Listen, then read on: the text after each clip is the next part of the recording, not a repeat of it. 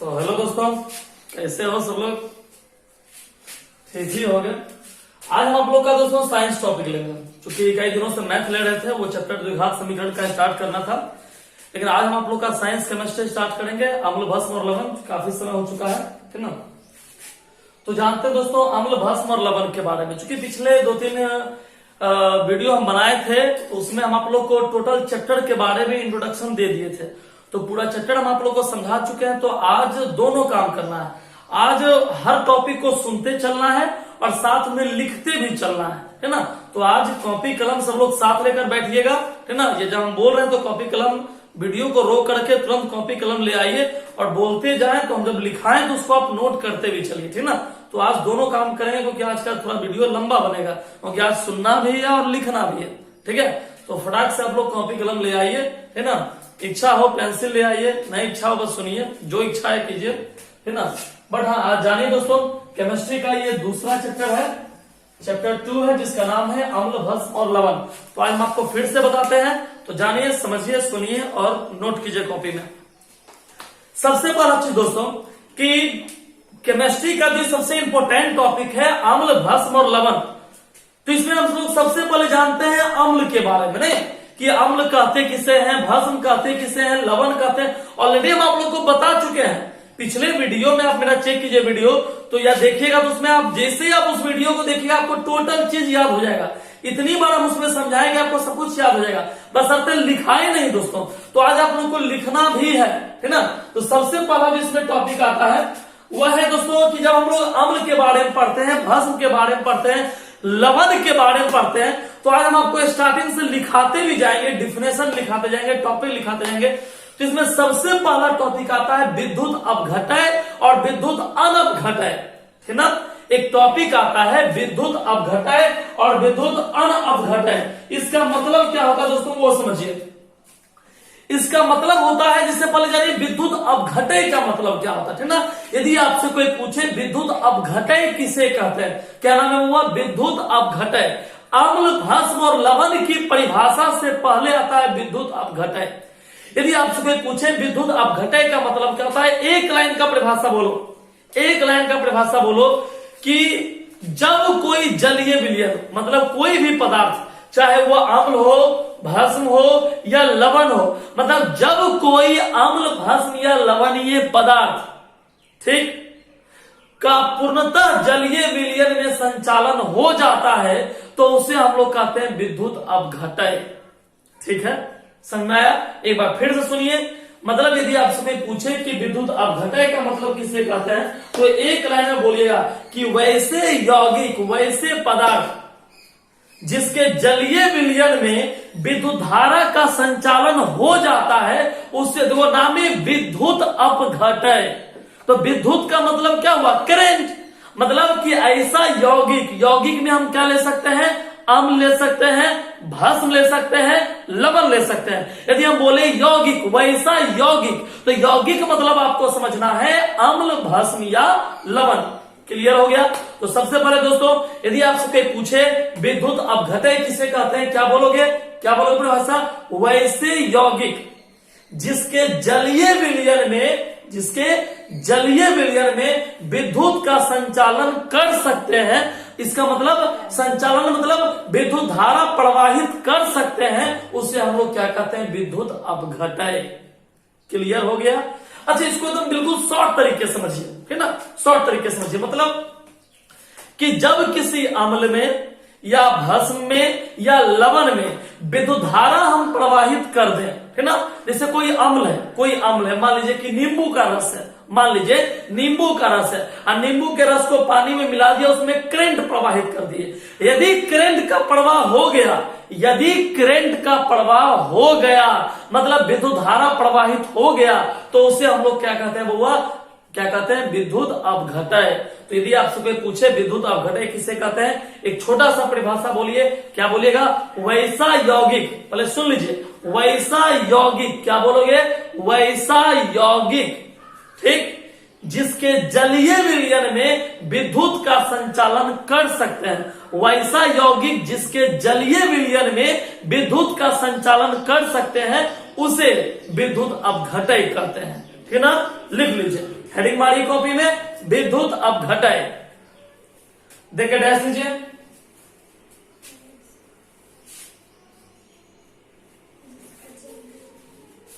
लिखिए वैसे यौगिक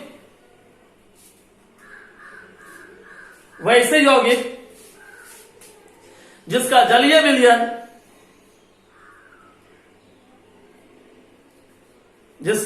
विलयन विद्युत का संचालन करते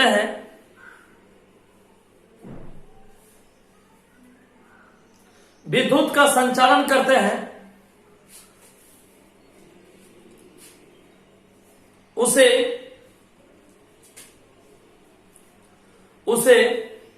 विद्युत अपघटय कहते हैं।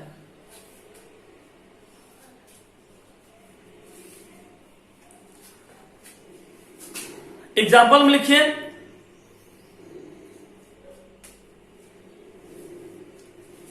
हाइड्रोक्लोरिक अम्ल,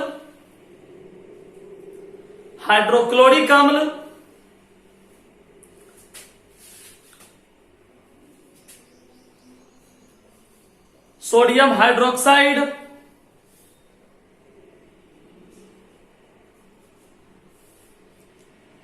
सोडियम क्लोराइड, कॉमा देके लिखिए सोडियम क्लोराइड। क्लियर हो गया? सब लोग को परिभाषा याद हुआ? हम वर्ग देंगे बनाने के लिए, तो परिभाषा याद हो गया। क्या बोलेगा? नामे विद्युत अपघटय, इसका मतलब कि वैसा यौगिक जिसके जलीय विलयन में, जैसे मान लो हम जो बोल रहे हैं उसको समझो, परिभाषा लिख लिया ना, अब समझने का मैं, अब समझो। मान लो कि एक पैकेट नमक लिए, समझ रहा है मेरी बात? एक पैकेट नमक लिए, नमक को किसमें मिला दिए? पानी में। एक पैकेट क्या लिए? नमक लिए, नमक को किसमें मिला दिए?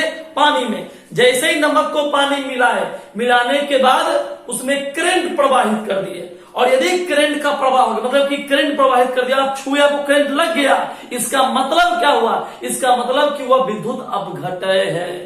ठीक, मान लीजिए कि हाइड्रोक्लोरिक अम्ल लिए, उसमें पानी मिला करके करंट प्रवाहित कर दिए, आप छुए उस पानी को, करंट मार दिया, इसका मतलब वो विद्युत अपघटय है। समझ में आ गया? चलिए अब आप समझिए विद्युत अनपघटय, उल्टा परिभाषा बोलिए, विद्युत अनपघटय, है ना? इसका मतलब क्या हुआ? बस अपोजिट डिफिनेशन दीजिए कि वैसा यौगिक, है ना, क्या बोलेगा? वैसा यौगिक जिसका जलीय विलयन विद्युत का संचालन नहीं करते हैं, उसे क्या कहते हैं? विद्युत अनपघटय। क्या बोलोगे? वैसा यौगिक जिसमें, मतलब यदि आपसे पूछा कि विद्युत अनपघटय किसे कहते हैं, सीधा बोलिए, क्या बोलेगा? वैसा यौगिक जिसका जलीय विलयन, ठीक ना, वैसा यौगिक जिसका जलीय विलयन विद्युत का संचालन नहीं करते हैं, उसे क्या कहते हैं? विद्युत अनपघटय। मतलब कि आप मान लीजिए कोई ऐसा पदार्थ लिए, उसमें आप पानी मिला दीजिए, ठीक ना, अब पानी मिलाने के बाद उसमें आप करंट प्रवाहित कीजिए और करंट नहीं आपको मारा, इसका मतलब वो कौन पदार्थ हो गया? विद्युत अनपघटय। नाम है अनपघटय, मतलब उससे विद्युत धारा का प्रवाह नहीं होता। मतलब अपघटय का मतलब क्या हुआ? अपघटय का मतलब होता है टूटना, मतलब करंट को प्रवाह किए, अब कोई चीज टूट, जैसे नमक का सूत्र क्या होता है? NaCl। नमक का सूत्र क्या होता है? NaCl।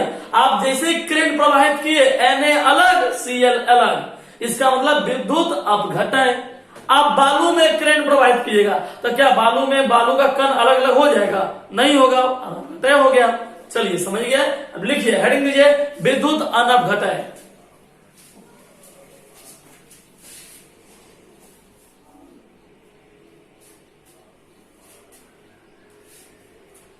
विद्युत अनपघटय, इसको आप चाहें तो इंग्लिश में भी आप लिख सकते हैं। एक विद्युत अपघटय को इंग्लिश में कहते हैं इलेक्ट्रोलाइट, विद्युत अनपघटय को इंग्लिश में कहते हैं नॉन इलेक्ट्रोलाइट, ठीक ना? तो ये बात दिमाग में रखिएगा, हम लिख दे रहे हैं, आप समझने के लिए लिख सकते हैं। इलेक्ट्रोलाइट और नॉन इलेक्ट्रोलाइट, चूंकि बहुत सारा वर्ड का दूसरा अर्थ भी हो जाता है, इंग्लिश लिखिएगा तो आपको समझ में आएगा, ठीक ना? पढ़ने में तो कोई नुकसान है नहीं दोस्तों, नुकसान होगा फिर भी पढ़ लीजिएगा, पढ़ा हुआ बेकार नहीं जाता है दोस्त। चलिए परिभाषा लिखिए, वैसा यौगिक जिसका जलीय विलयन विद्युत का संचालन नहीं करते हैं।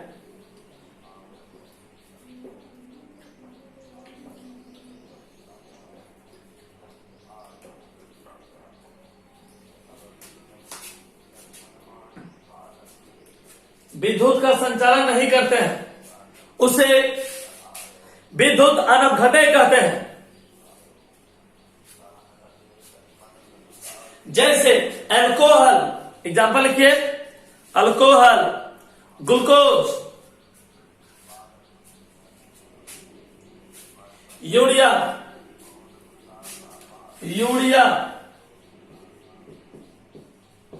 इत्यादि। लिख लिए दोस्त, याद हो गया सब लोग को? क्या बोलिएगा? विद्युत अपघटय का परिभाषा क्या बोलिएगा सब लोग? क्या बोलिएगा? फिर से बार सुनाइए तो हमको, मन ही मन बोलिए। वैसा यौगिक जिसके जलीय विलयन में विद्युत का संचालन होता है उसे क्या कहते हैं? विद्युत अपघटय। और वैसा यौगिक जिसके जलीय विलयन में धारा का संचालन नहीं होता है उसे क्या बोलते हैं? विद्युत अनपघटय। क्लियर हो गया? सब लोग समझ गए? चलिए अगला एक टॉपिक का हेडिंग दीजिए दोस्तों, आयनन। अगला एक टॉपिक का दीजिए हेडिंग, आयनन।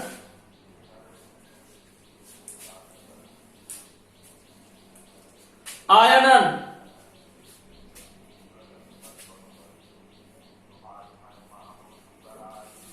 इंग्लिश में आयनाइजेशन, इंग्लिश में IONISATION,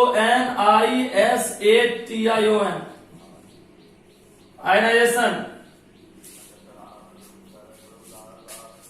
IONISATION, आयनाइजेशन, आयनन।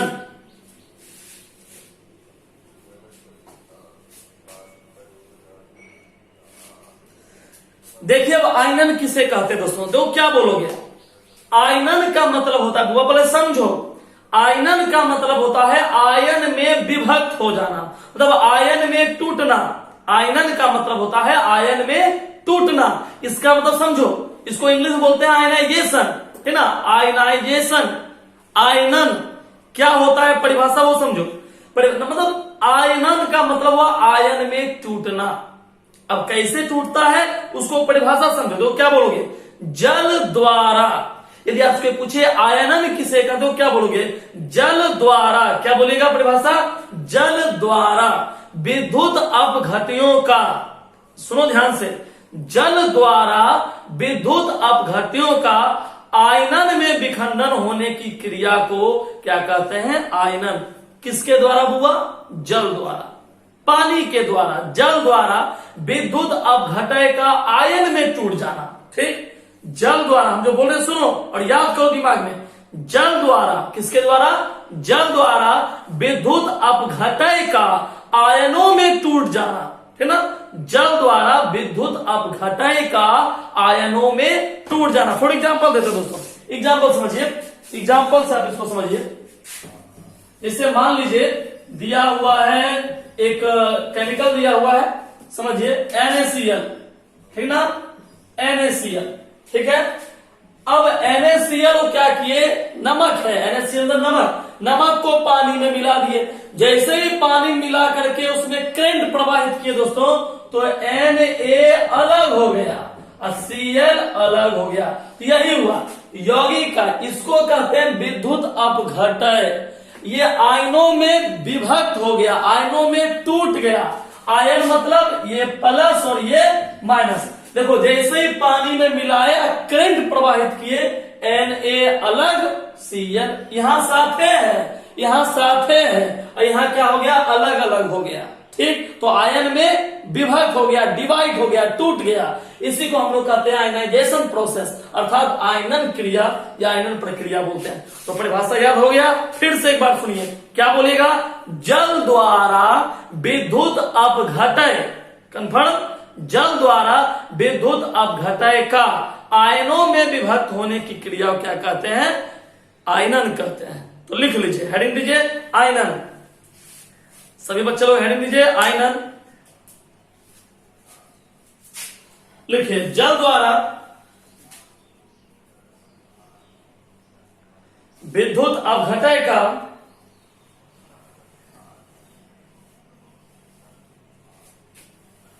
आयनों में विघटन की क्रिया को, आयनों में विभक्त होने, इसे लिखिए, विभक्त होने की क्रिया को आयनन कहते हैं।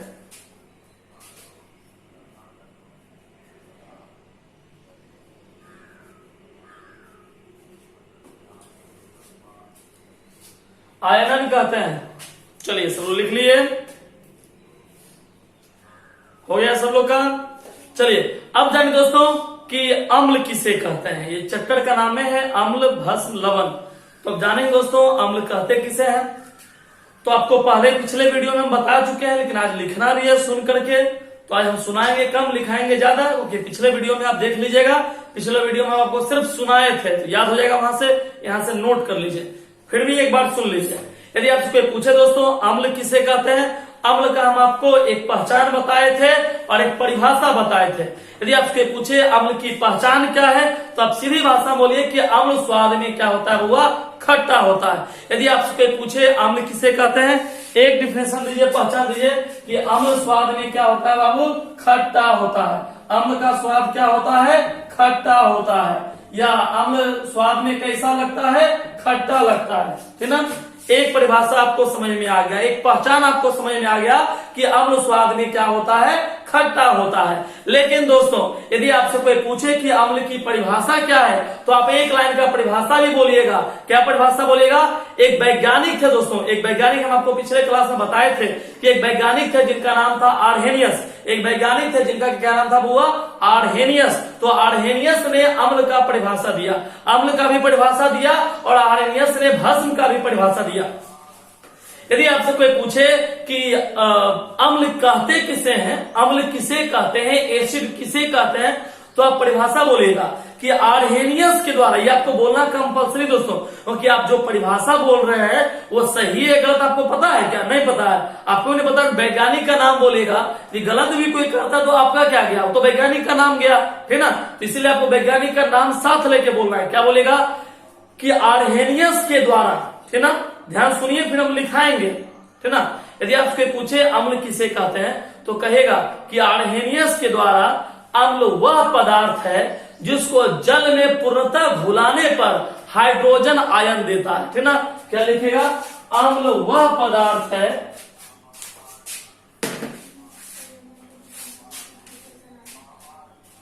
तो क्या लिखेगा?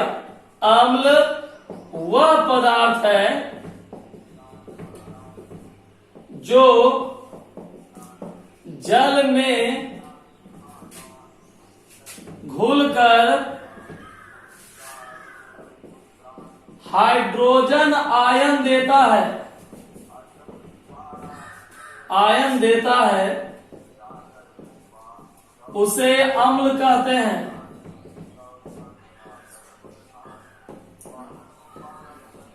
जैसे HCl, H2SO4, है ना, ये सब एक अम्ल है।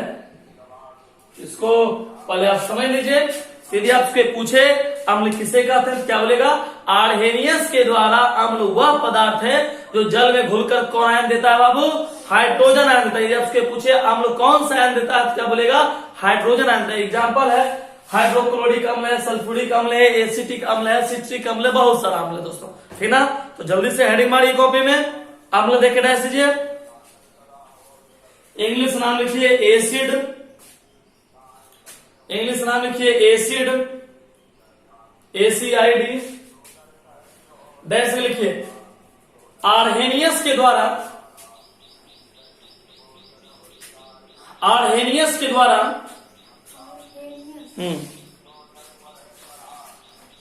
आर्हेनियस के द्वारा अम्ल वह पदार्थ है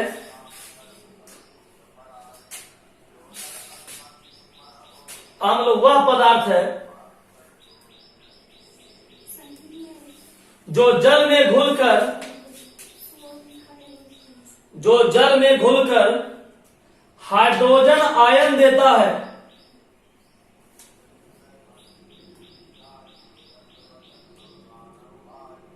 जो जल में घुलकर हाइड्रोजन आयन देता है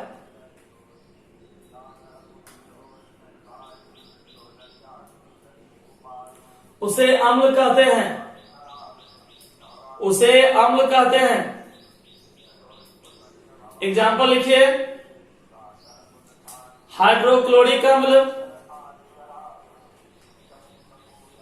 सल्फ्यूरिक अम्ल, एसिटिक अम्ल इत्यादि। फिर से एक बार सुन लीजिए, हाइड्रोक्लोरिक अम्ल, सल्फ्यूरिक अम्ल, एसिटिक अम्ल इत्यादि। लिख लिए। चलिए अब जाने दोस्तों अम्ल के गुण। अम्ल का गुण क्या है दोस्तों, है ना। तो यदि आपसे पूछे अम्ल का क्या गुण है, एक लाइन में डिफिनेशन दीजिए। क्या बोलिएगा कि पहला बोले कि अम्ल स्वाद में क्या होता है, खट्टा होता है। ये अम्ल का गुण है। जान गए अम्ल कहते किसे हैं। अब अम्ल के गुण पर चलिए। यदि आपसे पूछा कि अम्ल का गुण क्या है, तो पहला गुण बोलेगा कि अम्ल स्वाद में कैसा होता है बाबू, खट्टा होता है। अब ऐसा नहीं, ये दिमाग में रखो, ऐसा नहीं कि हर खट्टा पदार्थ अम्ल होगा। ऐसा कोई कंपलसरी नहीं है कि हर अम्ल, जितना भी अम्ल है सब खट्टा ही होगा। कैसे? अच्छा मान लीजिए आप सल्फ्यूरिक अम्ल का आप टेस्ट लीजिए, है ना। सल्फ्यूरिक अम्ल का आप टेस्ट कीजिएगा, मालूम चलेगा कि जिस हाथ से आप सल्फ्यूरिक अम्ल को छुइएगा वो हाथ से गल जाएगा। चलिए किसी तरह से आप जीभ पर रखे, जीभे गला देगा, तो बताइए टेस्ट खट्टा रहा या मीठा रहा, क्या बताइएगा? सोच लीजिए, मतलब है ना, बता सकते हैं। इसका मतलब हुआ कि आप हर अम्ल को आप टेस्ट नहीं कर सकते हैं। बहुत सारा अम्ल जहरीला होता है ना, बहुत सारा अम्ल विषैला भी होता है, खतरनाक होता है ना। तो हर तरह का अम्ल है, लेकिन हाँ ये दिमाग में रखिए कि सामान्यतः जो अम्ल स्वाद में जो देता है वो खट्टापन देता है। तो अम्ल का पहला गुण हो गया कि अम्ल स्वाद में खट्टा होता है, ठीक ना। तो आप सबसे पहले अपने कॉपी में हेडिंग मारिए, अम्ल के गुण। हेडिंग दीजिए, अम्ल के गुण।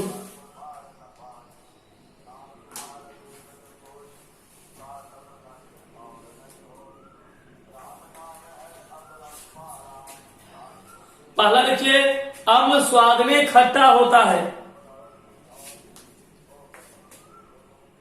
अम्ल स्वाद में खट्टा होता है।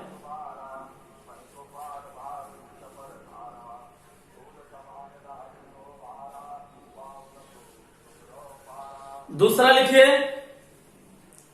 कुछ अम्ल विषैले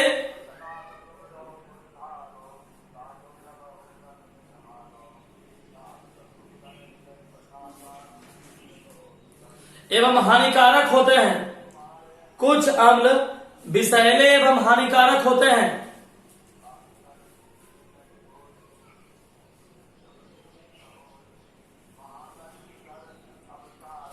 तीसरा लिखिए, अम्ल लिटमस पत्र को लाल कर देता है। अम्ल लिटमस पत्र को लाल कर देता है।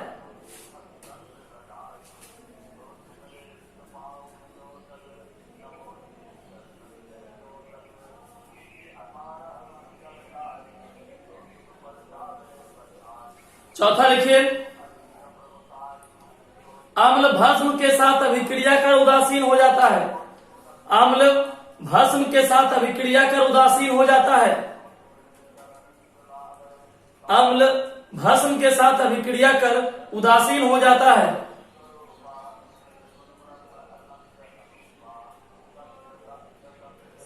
पांचवा लिखिए, अम्ल का पीएच मान 7 से कम होता है।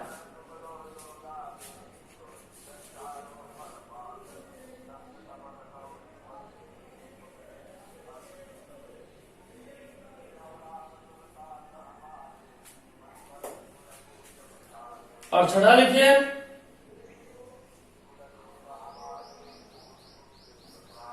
धातु के कार्बोनेट से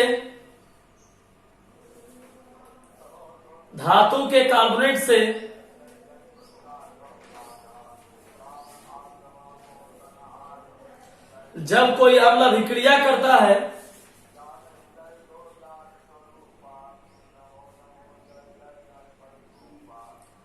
जब कोई अम्ल अभिक्रिया करता है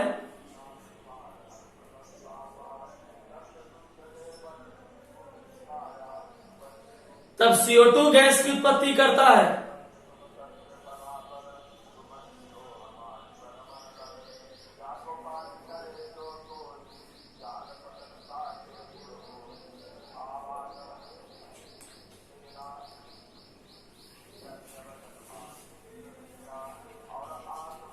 चलिए, यही था दोस्तों अम्ल के गुण।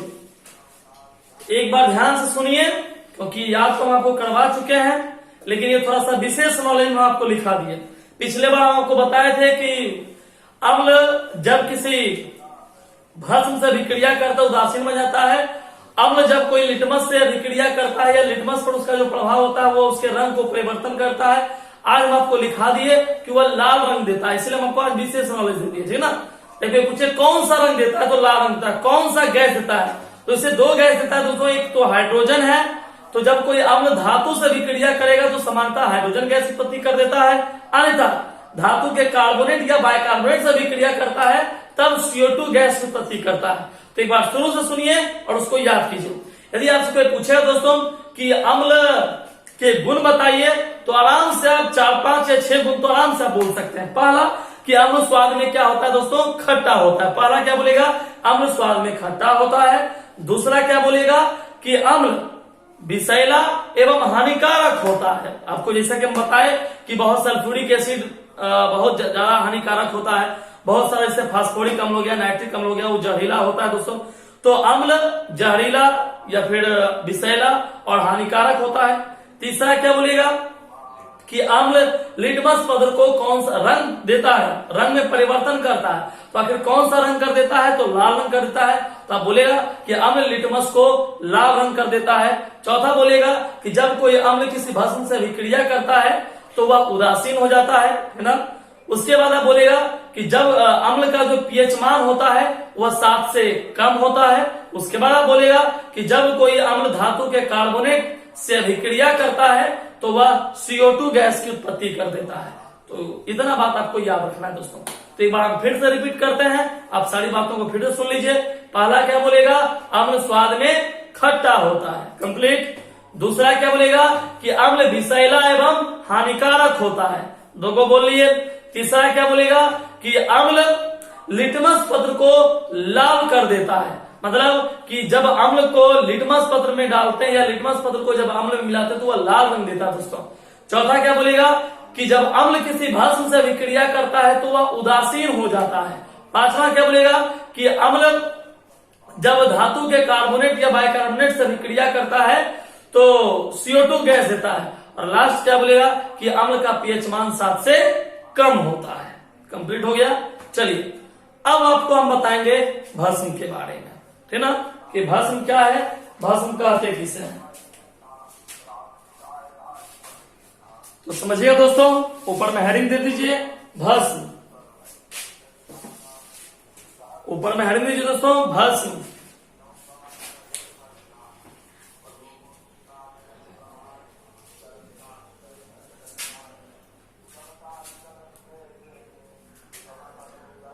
डैश के लिखिए आर्हेनियस के द्वारा भस्म वह पदार्थ है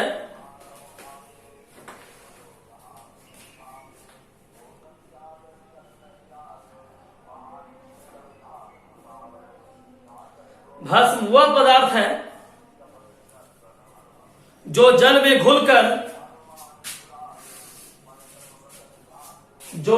घुलकर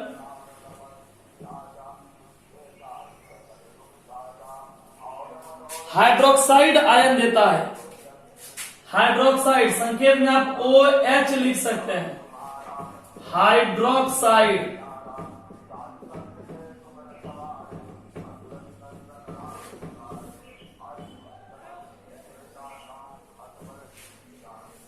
OH हाइड्रोक्साइड देता है। नीचे लाइन में लिखिए भस्म के जलीय विलयन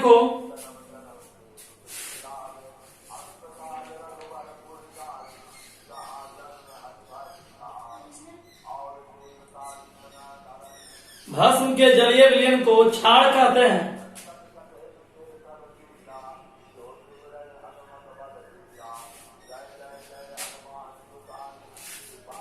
एग्जाम्पल लिखिए, NaOH KOH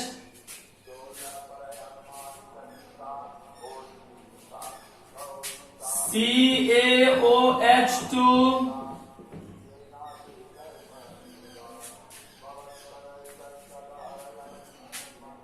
लिख लिए।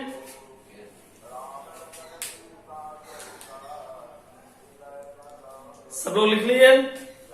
चलिए इसको याद कीजिए दोस्तों। तो यदि आपसे कोई पूछेगा भस्म किसे कहते हैं, क्या बोलेगा बाबू कि भस्म आर्हेनियस के द्वारा, ये आगे में बोलना है, आर्हेनियस के द्वारा भस्म वह पदार्थ है, क्या बोलोगे बाबू, आर्हेनियस के द्वारा भस्म वह पदार्थ है जो जल में घुलकर कौन आयन देता है बाबू, हाइड्रोक्साइड आयन देता है। क्या बोलोगे, आर्हेनियस के द्वारा भस्म वह पदार्थ है जो जल में घुलकर हाइड्रोक्साइड आयन देता है, उसे हम लोग क्या कहते हैं, भस्म कहते हैं। क्लियर हो गया।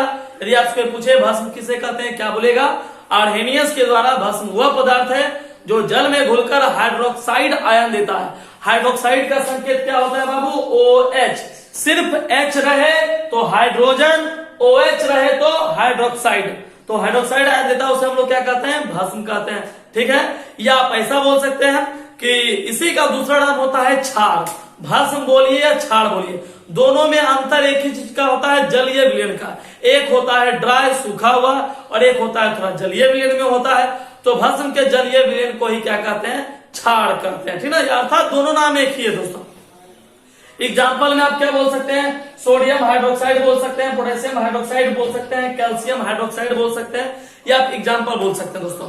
अब आपको लिखना है इसका गुण। तो हेडिंग की कॉपी में भस्म के गुण लिखिए, हेडिंग में भस्म के गुण।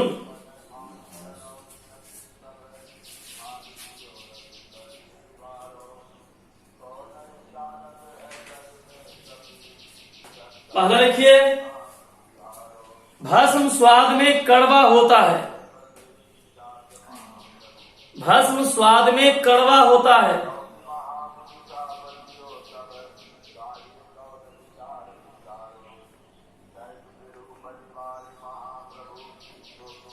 दूसरा लिखिए, भस्म लिटमस को नीला कर देता है।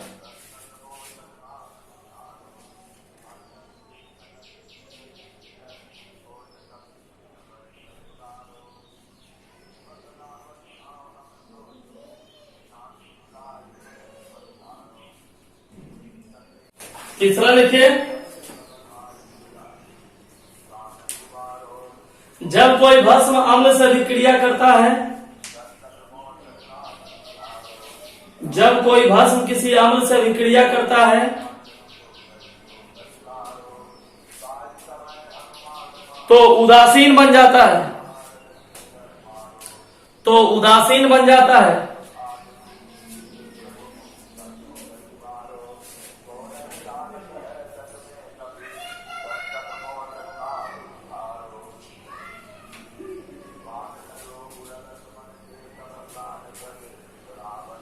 पांचवा लिखिए, 4 पॉइंट हो गया, कितना पॉइंट हुआ, 3 हुआ है। तो चौथा पॉइंट लिखिए, धातु के ऑक्साइड भास्मिक होते हैं।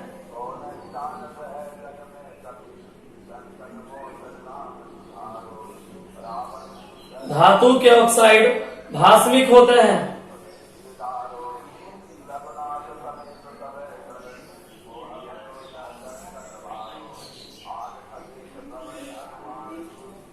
जो अम्ल से विक्रिया कर लवण देते हैं, इसी में है, जो अम्ल से विक्रिया कर लवण देते हैं।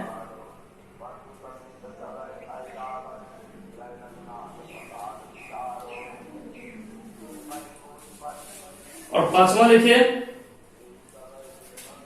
भस्म का पीएच मान 7 से अधिक होता है।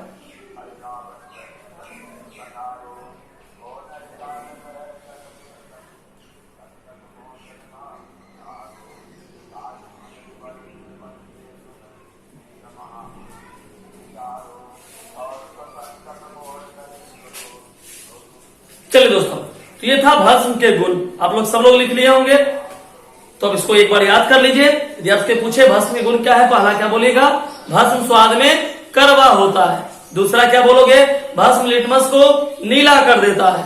तीसरा क्या बोलेगा कि भस्म, तीसरा क्या बोलेगा,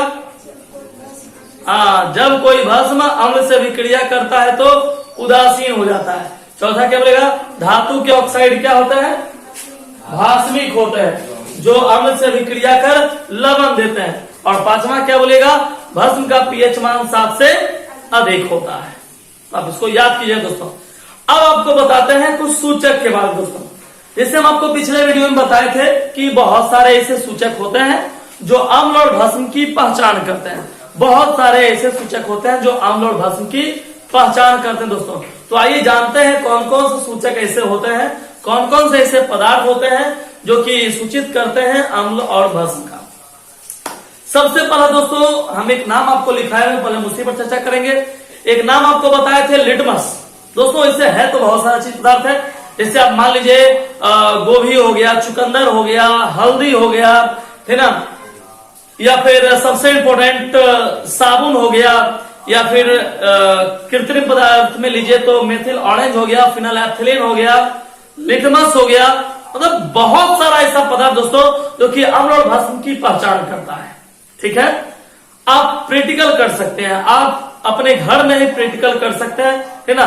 क्या कर सकते हैं कि आप एक साबुन का फेन लीजिए, झाग लीजिए या सर्फ का झाग लीजिए और उसमें हल्दी मिलाइए। हल्दी मिलाने के बाद आप क्या देखिएगा कि उसके कलर में परिवर्तन हो गया दोस्तों। इसका मतलब कि आप यदि पढ़े हैं कि ये अम्लीय गुण है ना, तो वह लाल रंग होगा या नीला रंग होगा या पीला रंग होगा। तो कलर में परिवर्तन होने से पहचान में आता है कि वह अम्लीय गुण है या भास्मिक गुण है। तो आप कुछ नहीं कीजिए, आप घर में सर्फ या साबुन का झाग लीजिए, उसमें हल्का सा, थोड़ा सा, आधा चम्मच से भी कम हल्दी का पाउडर मिलाइए उस साबुन के झाग में और देखिए कौन सा रंग होता है। नहीं विश्वास हो तो आज कौन सा दिन है, आज लगता है फ्राइडे है ना, फ्राइडे है। आज आप मीट खाइए, मटन का शौकीन सब लोग होंगे, लॉकडाउन में चल ही रहा है। मटन खाइए, चिकन खाइए, मछली मत खाइए, है ना, कांटा होता कहीं लग गया गलत जगह पर तो नुकसान होगा।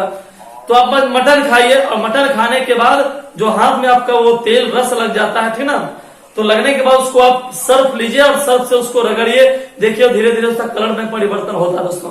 कलर में परिवर्तन हो गया, ऐसा नहीं कि था आपका मटन रंग है पीला या लाल है, आज इसी साबुन रगड़े हो गया बैगनी, तुरंत चाटना शुरू कर दिए। भाई कलर टेस्ट क्या होता है, टेस्ट भी चेक करना, ऐसा नहीं करना। हो सकता है जहर बनकर तैयार हो, खाए और वजह सो गए तो मालूम चला होटल वाला जेल में चल जाएगा दोस्तों, है ना।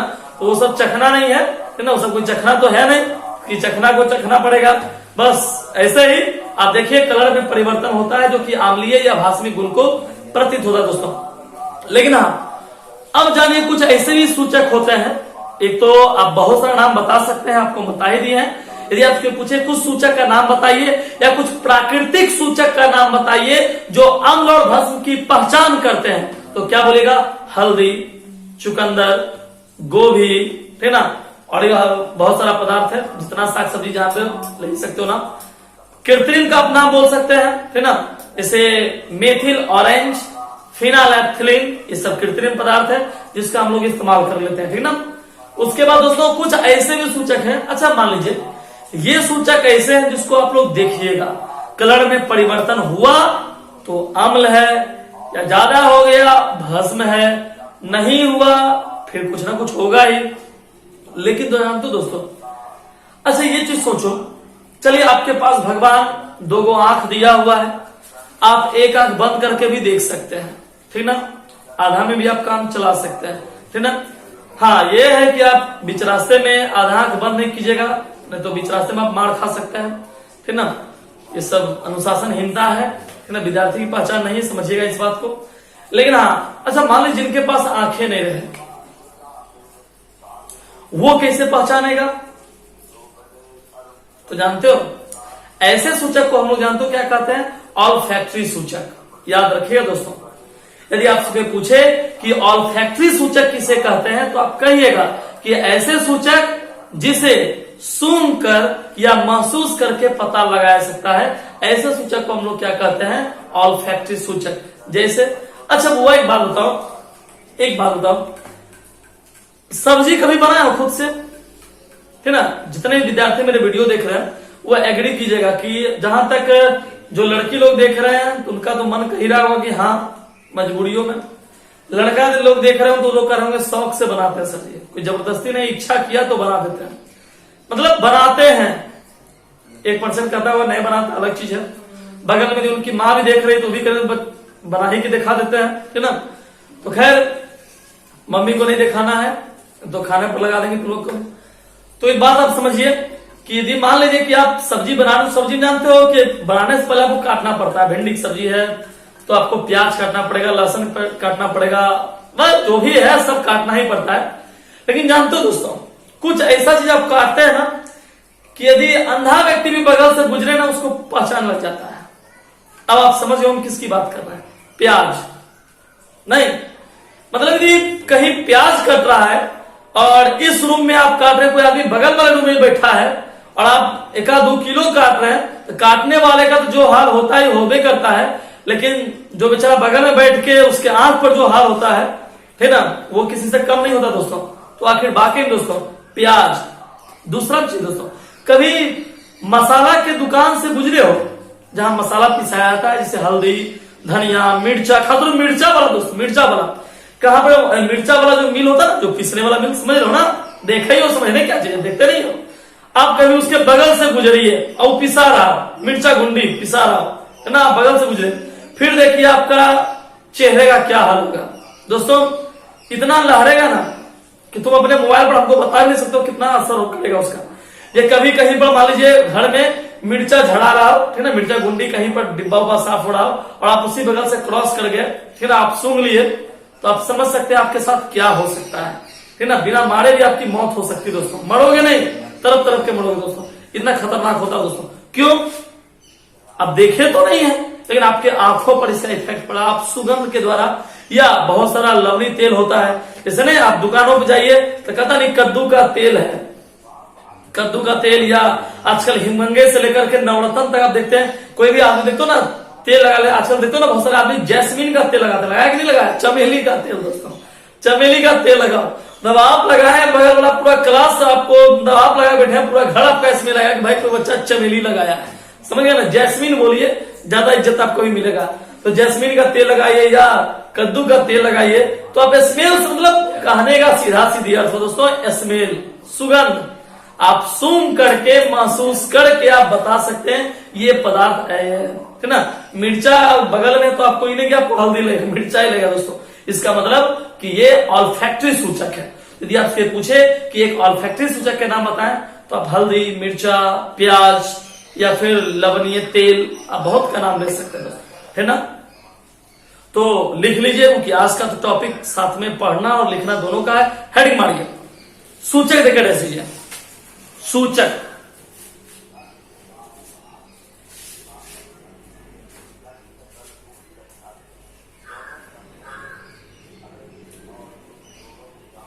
इंग्लिश में लिखे दोस्तों इंडिकेटर,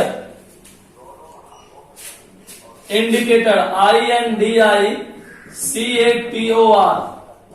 इंडिकेटर, सूचक।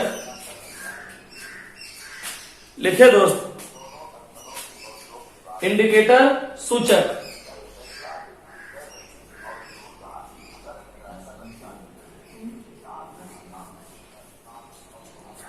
लिख लिए? चलिए, बहुत बढ़िया काम किए।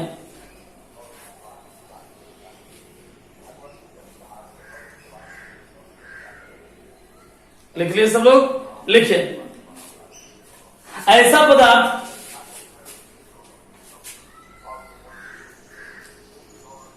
जिसके द्वारा आम्ल और भस्म की पहचान की जाती है,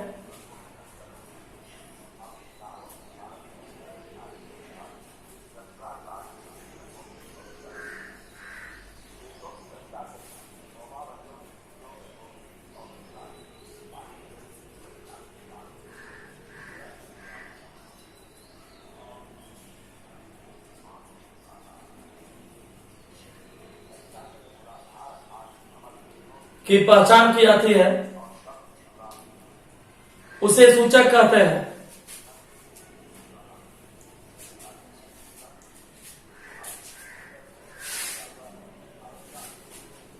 जैसे लिटमस, हल्दी, मेथिल ऑरेंज इत्यादि। नीचे हेडिंग दोस्तों भस्म, सॉरी ऑल फैक्ट्री सूचक देखा दोस्तों, ऑल फैक्ट्री सूचक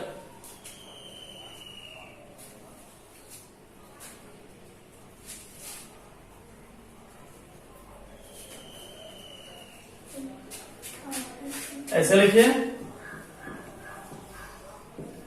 ऑल आधा लो देना, फैक्ट्री, ऑल फैक्ट्री सूचक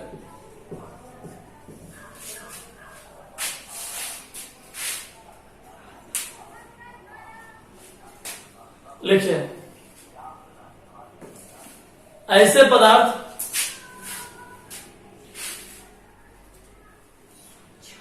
जिसे सूंघकर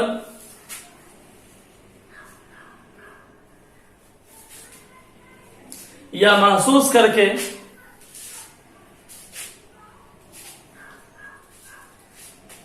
उसकी पहचान की जाती है,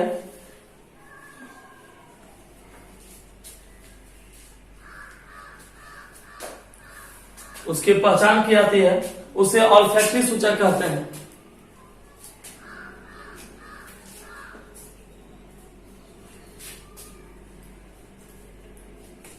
जैसे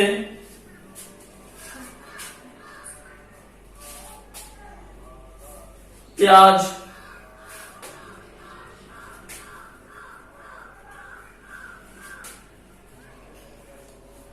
वैनिला इत्र,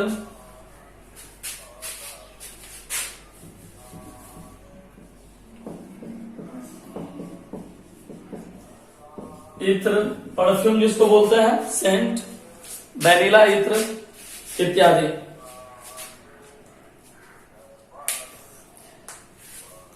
ठीक है दोस्तों, तो आज के लिए इतना ही।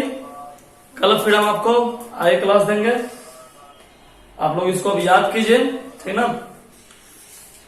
ठीक।